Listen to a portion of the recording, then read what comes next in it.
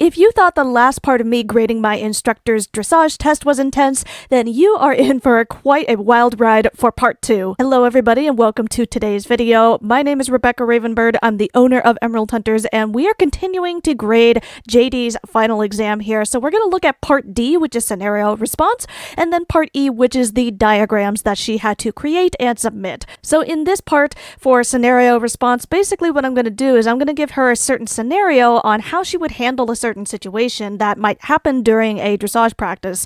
Something might come up or something might have to change in the middle of the lesson plan, and I'm just seeing how she would respond to it. So let's see what it says here. Each question is worth 25 points and there's only 4 questions here. So despite you writing out your lesson plan in advance, you still aren't quite sure of how a move works, yet you have to teach it. How would you handle this situation? So our method is a moves-based club, which means that we do use a lot of moves in our club to help demonstrate certain theory concepts. Now, we don't ask our instructors or our writers to memorize a whole bunch of moves, but for the sake of an individual practice, we do ask them to, understand how a move works.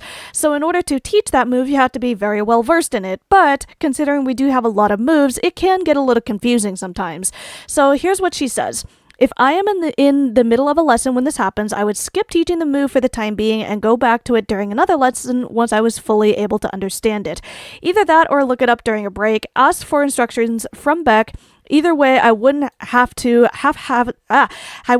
to haphazardly or unconfidently teach something. Yeah, exactly. So the idea is that, you want to be confident in what you're teaching and not be like, oh, I don't quite know how this move works, or I'm not really sure what this means, but we're just going to do it anyways, because that doesn't spark confidence in the writers either. So even if you have to kind of just fake it till you make it, that's actually okay, as long as you sound confident in doing it. Yeah, so the idea with this question is that even if you don't quite know the answer, it's okay to tell your writers, hey, I'm not quite sure what this exactly means or how it works, and to ask for help if needed, but at the same time, we want to have a good balance of being confident and knowing exactly what you're looking for, knowing exactly what you're doing, knowing exactly what the definition is at the same time, because, we want to spark confidence in our writers. We want to make sure that they are confident in performing the moves that you're teaching them, because if you're unsure, they're unsure.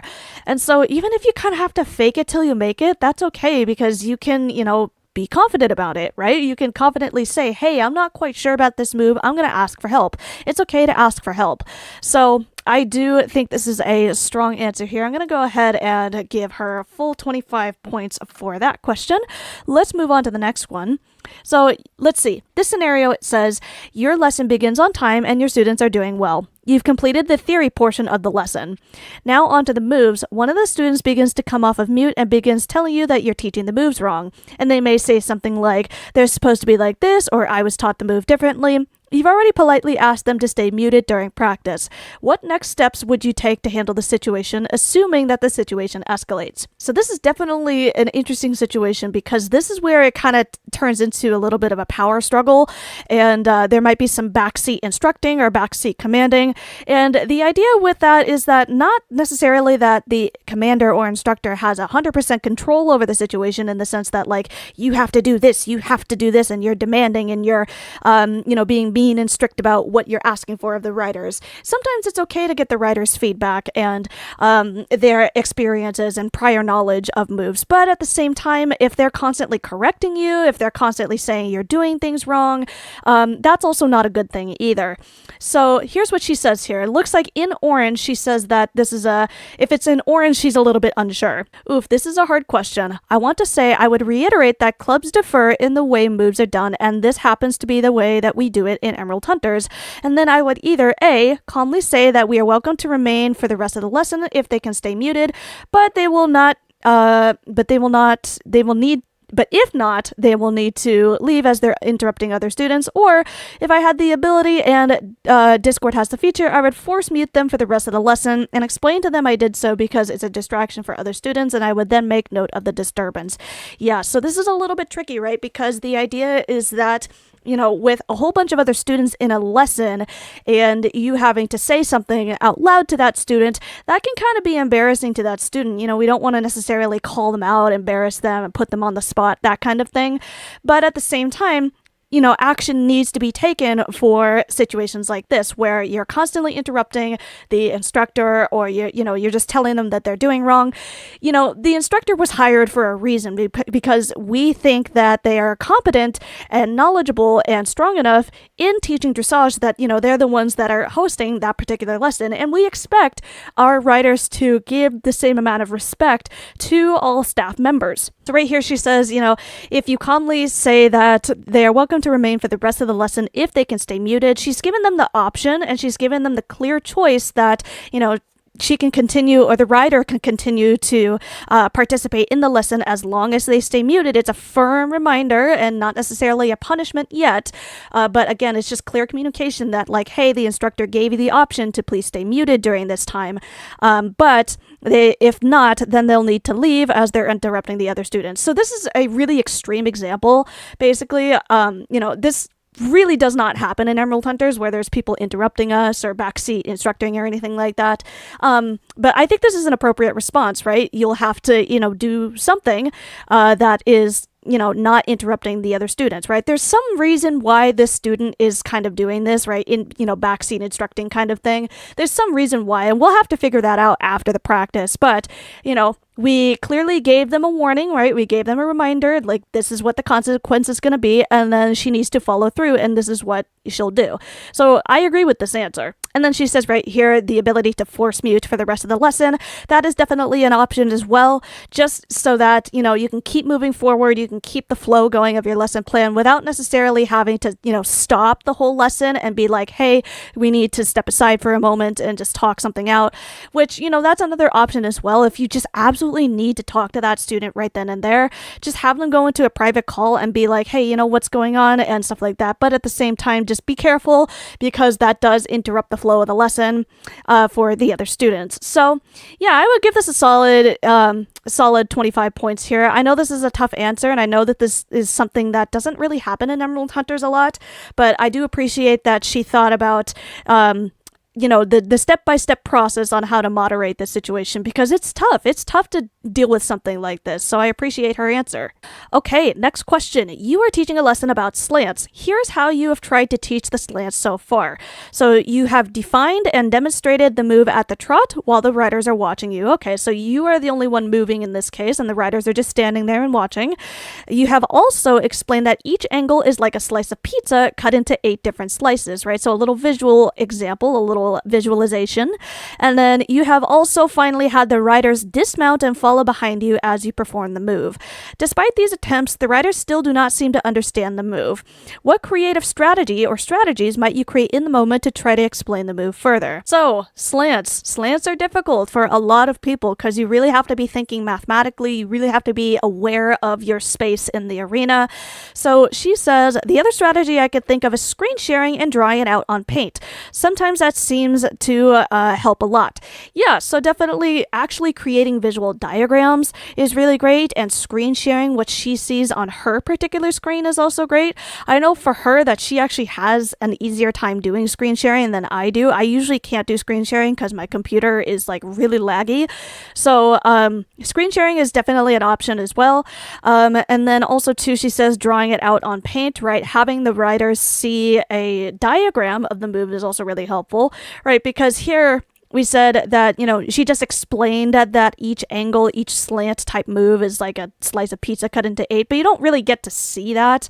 So sometimes just having an actual diagram is really helpful. The only other thing I can say is having the riders quite literally like follow behind you on horses, right? So here they were following on foot, and then also too, having the riders pivot in the slant direction that they're being called in. So for example, if they're asked to do a ribbon, right, so they're going to kind of move in this direction. Let me actually open a paint diagram and show you. So for example, if we do a ribbon, they're going to move approximately like that. So having a diagram like that, it's not the greatest diagram, but just kind of showing them something really quick that doesn't involve them having to look at their horses or anything like that. Just a quick little visual diagram is nice as well.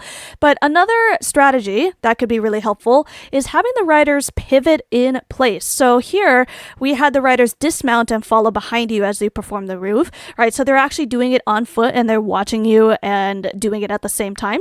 But of course, in a similar vein, you can have the riders follow you on horseback as well.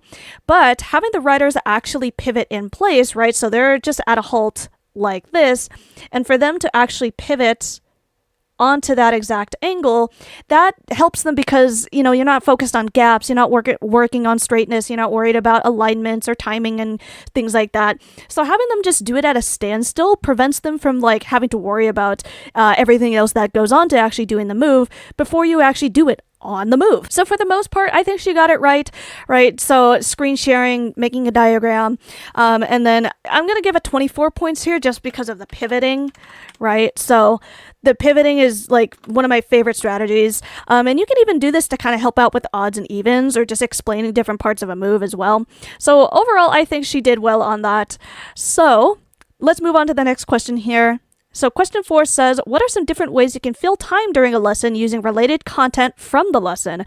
What are some ways you can end a lesson, and why are these strategies useful? Okay, so she says having a game that's relevant to the lesson ready to go is useful to fill time as it's a fun way to learn. Picking out a more advanced new move and breaking it down is another strategy for filling time, and writers usually love performing something fancy.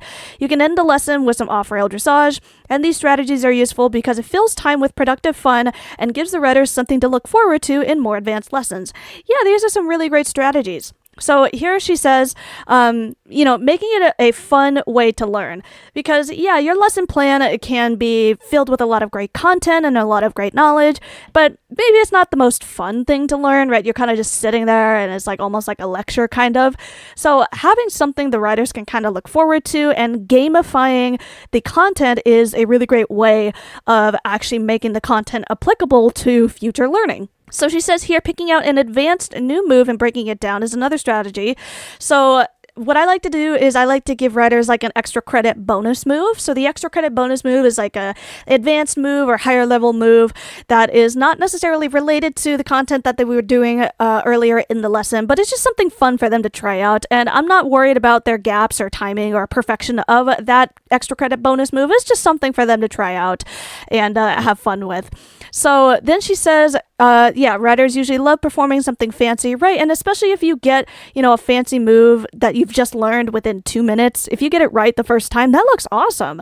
And then she also says that you can end a lesson with some off-rail dressage, right? So getting outside of the arena, because we're always stuck inside the arena, and, for good reason, right? A lot of our fundamentals and theories in mathematics is based off of the arena dots and the measurements of the arena, but it's nice to get outside and do a little field trip. That's what I like to call it, doing a little field trip and, just doing a little trail ride together, that kind of thing. So let's see, these strategies are useful because it fills time with productive fun, right? So the idea is that it's fun, but it's also something, the writers can, think about still doing dressage with. The only kind of other thing that I would mention is modifying moves. So for example, if we were to do a delayed double curl, so delayed double curls is basically where you will do a curl in the first direction and then a second curl in the same direction on 2 separate go commands. So for example, you'll do something, and let me make sure I have my pen brush here. You'll do your first curl, ride straight, and then you'll do your second curl. Instead of doing 2 curls like this, all at the same time. So if you do a delayed double curl like that, well, how can you modify it? So you can do a delayed double curl, a delayed double I curl maybe, so a delayed I curl. So this time it would be like a walk curl and then a trot curl. Right, so it's still a double curl, but now it's also an I curl, because a normal I curl, right, remember that is going to be a walk curl and then a trot curl all at once. So yeah, there's some ways to modify moves, make it more interesting, make moves like combine different moves together. Another thing that you can do to help fill time is actually going backwards in a lesson plan. So for example, if we have, let's say, let's say we have like 3 different moves. We have move number 1, and then we have move number 2, and then we have move number 3. Well, let's say you just finished move number 3, but you may want to go backwards and go back to move number 2 and review that just to see if writers actually remember what you said instead of just going down a list of moves and just, being one and done. No, go backwards in the lesson plan and make sure they actually remember it. So having the writers do it multiple times helps it stick better, because if you just do it once and then you're just done with it, yeah, you did the move right, but do you have retention of the move, and do you understand why that move was useful for today? So yeah, you finished move number 3. Okay, go backwards and do number 2 and see if they remember that. Okay, they remember number 2, go back to number 1 and see if they remember move number 1. So those are some other strategies as well. So I think she pretty much got it. So those other 2 strategies that I mentioned about combining different moves and making the writers kind of think about different combinations of moves and modifying moves, as well as going backwards and reviewing previous moves, is also really good strategies as well. So 23 points there, otherwise a strong response. And I believe we're going to move on to the last part here. So she had to create lots of different diagrams based on these different questions. So the idea was that if she can visually draw out how dressage is supposed to look without being in the game, without having, the arena and the horses to kind of help you out, how can she visually represent dressage? So here are the questions here, but we also need to open up Discord because that is where she submitted her diagrams. Okay, so question 1 says, create a full diagram of the angles of dressage, including the name of the move, the fraction amount, and its degree amount.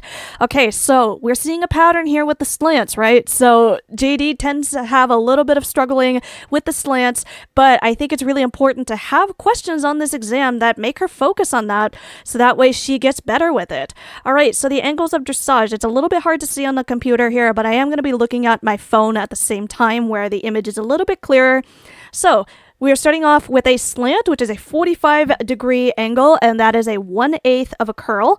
Right, so if we take a full curl and then we divide it into 8 equal parts, that's where we're getting these fraction amounts. So she's got 45 degrees and 1/8, so that is correct there. Okay, now we're going to look at the next one. So a comb is a 90-degree turn, and that is 2/8 of a curl. So therefore, a comb or a cut, that both works. So let's see, we're moving on to a back slant, and that, I believe she says, is 135 degrees, and that's 3/8 of a curl. That is a great diagram there. That's perfect. Curl over, moving over to 180 degrees, aka 4/8 of a curl. Very nice diagram here. Fish. Okay, so fish tends to be one of the diagrams that make people struggle a lot. So fish is correct as well, so that's 225 degrees, aka 5/8 of a curl. Moving on to a keyhole, this is perfect. This is a really great distinction between the two moves here, between fish and keyhole. So keyhole is 270 degrees, which is 6/8 of a curl. So the next angle technically is a 7/8 of a curl, and that's actually down right here. So I was a little bit confused at first since it wasn't like left to right, but it's right here. So she has ribbon, which is 315 degrees, and that's 7/8 of a curl. That is very nice. And technically, a regular curl should be here somewhere, but that's fine that she doesn't have it because the idea was to focus on the angles specifically. So let's move on to the next ones here. So let's see. She is saying that we're doing a rake, which is 405 degrees. That's 9/8 of a curl. So that is a full curl into a slant. Moving on to a curl comb. That's 450 degrees, aka 10/8 of a curl. So full curl plus 90 degrees. And then let's see. Moving on to retreat curl. Retreat curl is 540 degrees, aka 12/8 of a curl. So a full curl, remember that a full curl is 360 degrees. Okay, so 360 plus 180. That is nice there. Oh, it looks like her regular curl is actually right here. So slightly out of order, but that's okay. As long as it was included somehow, that's fine. And then let's see. She says double curl. That is going to be, I can't read her degree amount here. I think she said 720, but that is 16/8 of a curl. So 360 plus 360. That is also equal to 8/8 plus 8/8, and she got that perfectly correct there. Okay, so let's give her, I think each question is worth 10 points here. All right, so let's give her a full 10 points on that question there. All right, so diagram number 2, create a drawing with 4 riders performing a twist. That's pretty easy. All right, so What she had to do is she had to very carefully color code the diagrams to make sure that the name of the move was included and any odds or evens were marked out. So let's see. Her arrows, it looks like she has the red arrows here going leftwards and then to the right, and then these blue arrows here are going to the right. I do appreciate also as well that we have arrows indicating the axis and the orientation, right? Because the riders are going this way, and they're going to continue moving this way. Well, they start off moving this way, they do the move, and then they go this way again as they finish the move. I do appreciate the level of detail for this diagram here. It is really important to mark out when you do a move, right, where you're coming from and then where you're going afterwards. So very nice job on that. Okay, so this is a pretty nice diagram so far, right? So we have set the tone that our odds are red and evens are blue. So therefore, right, we have part one right here, odd, even, odd, even, odd, even. So there's 6 riders here. Okay, so then they go into the waterfall at this specific point. Very nice. And then as we go into the waterfall, they are in staggered alignment. This is perfect, right? So the riders are not directly next to each other. You notice how this red arrow right here, there's not a blue arrow right next to it. It's actually staggered down this way. Stagger, stagger, stagger. Very nice job on that. And then she has us merge right here back on the other side with my odds merging first and my evens merging second. I think that's a very well done diagram there, and 10 points goes to JD. Next, create a full arena diagram with all meter lines, quadrant lines, and letters. Ooh, so this is interesting because we want our riders to be very fluent with where they are in the arena, right? We want them to know exactly what point they're on, how to get to that point, what all of the parts of the arena are actually called. So let's take a look here. So she says that the center line is in red, the wide tier line is in green, the quarter line is in purple, and then the 8th line is in yellow here. I think she might have started out with yellow and then changed it to blue, but this is our 8th line here. We have our midline running from E to B, and our center line runs from A to C. We have our arena letters, so M, then R, P, F, K, V, S, and H. Okay, so she's generally on the right track. The only thing that she's missing is the meter lines. Okay, so the meter lines, she would have wanted to put 5 meters, 10 meters, 15 meters, 20 meters. So that is missing from this diagram. And I do think that it would have been a little bit stronger of a diagram if she had included the actual mathematical measurements between M and R and between P and F, etc. So how many dots are there in between each of these letters and in between the mid letter and this letter, things like that. So at least she did get the letters correct, and the quadrant lines and the midline and center line.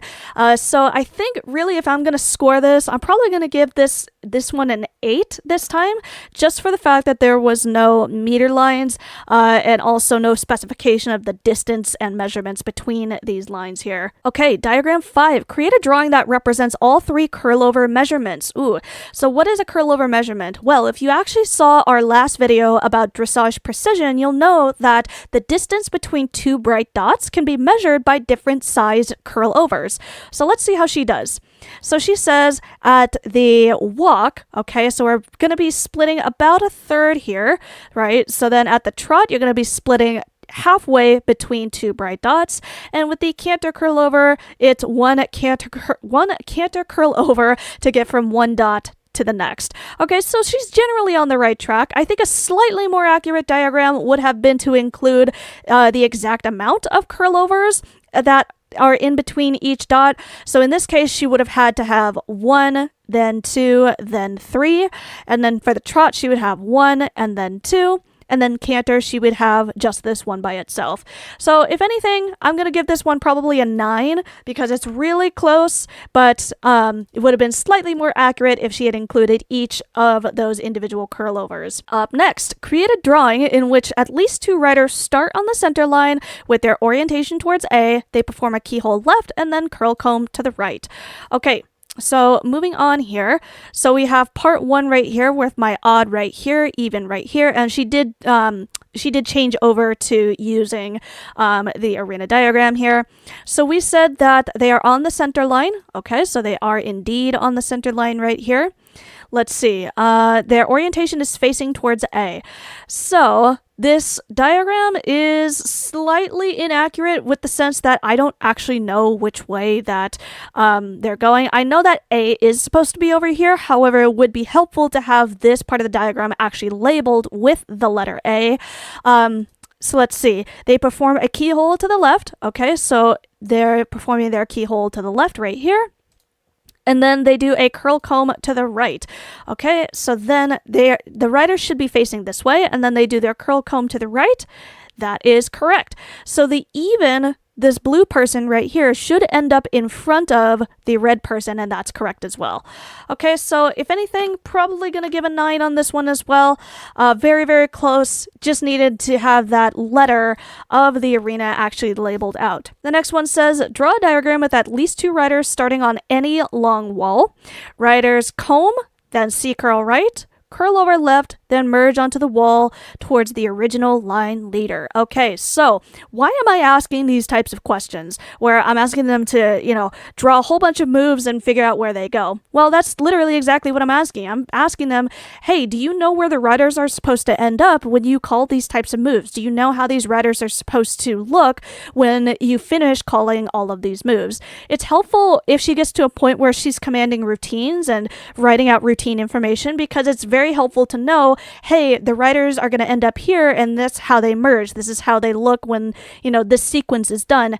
And, just having a very, very good spatial awareness of the arena.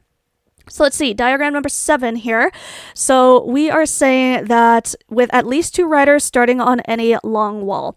Okay, so it looks like she is having them start on a long wall, but again, it's really important to have a designation of A, B, C, or E for our general orientation, right? Because I know generally that C is supposed to be over here, A is over here, B, and then E. But, again, she could be on a quarter line right now, and I wouldn't know that. So having the actual letter here is very helpful. So the next part, they do a comb. Okay, so here they are doing the comb. And then they do a C-curl to the right. Okay, so they do a C-curl to the right. Yeah, so she did mark it in yellow. It's a little bit hard to see, but it is there. Do a C-curl to the right, then curl over left, right? So that's good.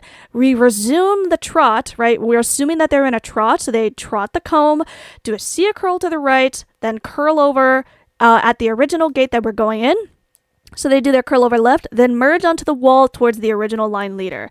Okay, so then, yes. So they're going to be coming this way, and they merge this way. So we have our even merging behind our odd, and that is perfect. Next diagram. Draw a diagram in which one rider starts on the center line facing A. The rider performs a ribbon right, keyhole left, and fish right. Ooh, more slants. Ooh, spooky, scary. Okay, so it's not meant to be scary or anything like that. But like I said, I really want her to improve upon her knowledge and skills and diagram abilities of creating these slant moves. All right, so the first thing we need is a ribbon right. Okay, so she does her ribbon to the right, and she should end up on a slant like this. Perfect. Then a keyhole to the left. Okay, so you're going to do a keyhole to the left, therefore putting you 90 degrees in the opposite direction. So therefore, you're still on a slant. And then for number 3, a fish to the right. Okay, so a fish from a slant, right? A fish is a slant move. If you do a slant while on a slant, you should end up straight relative to the midline or the center line. And so here she is. She should end up straight relative to the midline. She's parallel to the midline as she continues here. So really nice job on that. That is tough to illustrate. So I think she gets a fair amount of points there. All right, diagram 9. This is a big one here. So this diagram includes 4 riders. Let's do this step by step here. So 4 riders. Okay, she has 4 different colors here. So red, pink, blue, green. Use 4 different colors for each rider. She did that. Riders are going to perform the following sequence. With their orientation facing towards A, riders will, in a single file line, waterfall at the wall. Okay, so good. Here's where she marked out letter A. So I'm a bit surprised that she didn't do it earlier, but I appreciate that she did it now. Okay, so here are the riders. They are coming this way, and they're going to do a waterfall. Good. So my odds are the red and the pink. Red, pink. Okay, and then my evens are the blue and the green. So we have all riders are going to keyhole outwards on go. So here is our second command, right? So they do their keyhole away from the center line and they should end up going towards each other. This is perfect. And she did stagger them properly. So you see that the red isn't going to collide with the blue here. The blue is going to go right in between red and pink, and then same with the green going right in between the pink. Okay, so then all riders curl comb towards A on go as the last command. Okay, so the riders are coming this way. They're going from here to this way, and then they curl comb towards letter A. So they should be going, in this case, for these riders to the right, and these guys, they are going to go to the left. So they're all ending up going towards A. So very nice job on that. You do not need to submit a drawing for each part of the sequence. The final positions of the riders are only required for the diagram, right? So basically what she had to do, at a minimum, all she had to do was put this and this down here, but I do appreciate the level of detail of labeling out each part of the sequence. So sequence 1 is right here, sequence 2 is right here, and then sequence 3 is out here. So really, really, really solid job on this. I think it's really important that she is very spatially aware and knows how these moves are going to use the arena. Which way do you go? Which way do you do the move? And how do you end up going towards which letter, which angle you're at? So I think she did a fine job on that. Last diagram, and this will be the last part of her final exam. Draw a group of 4 riders performing the move delta. Odds triple curl left, evens reverse triple curl right.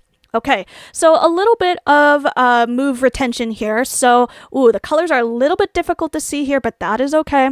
So she says canter is in purple, orange is trot, and green, I think, is the walk. Okay. So we have our odds and evens here labeled out very nicely here. I appreciate that she mentions her orientation and axis before and after the move. Okay, so remember that my odds are going to do a regular triple curl to the left. Therefore, these people here, they should do walk as their first gait, trot as their second gait. So this is a 2 right here, and purple third canter as their third gait. Very nice. And then the evens are going to do a reverse triple curl, and they're going to do that to the right. Okay, so these guys are going to start with number 1 out here doing the big canter curl. Number 2 is going to be the trot curl, and number 3, their third curl, that is the walk curl. So good, very nice job on learning that delta there. Okay, so that is a solid 10 points to JD here.